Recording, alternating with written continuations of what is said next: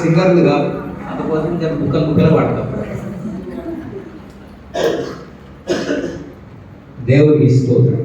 సరే, ప్రభునందు ప్రియులారా, ఆ విధంగా దేవుడు నన్ను రక్షించాడు. తర్వాత నేను తెలుసుకున్న తర్వాత దేవుడిని ఏం చేయాలి, దేవుడిని తెలుసుకున్నా. ఈ దేవుడు నా దేవుడు అని అర్థమైపోయింది నాకు.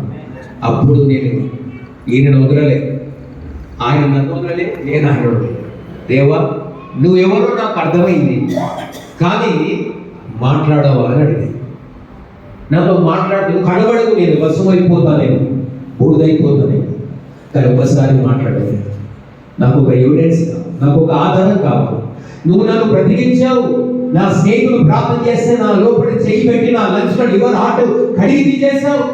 ఆ రోజు నేను బ్రతికాను, ఆ రోజు అద్భుతం చూశాను. కానీ ఈ రోజున ఈ అద్భుతం నేను చూశాను, కానీ ఎవరిని చెప్పాలంటే నాకు ఒక ఎవిడెన్స్ కావాలి. మా నాయన చెప్పాలంటే ముఖ్యంగా నాకు ఒక స్వరం కావాలి. ఒకవేళ ఒక్కసారి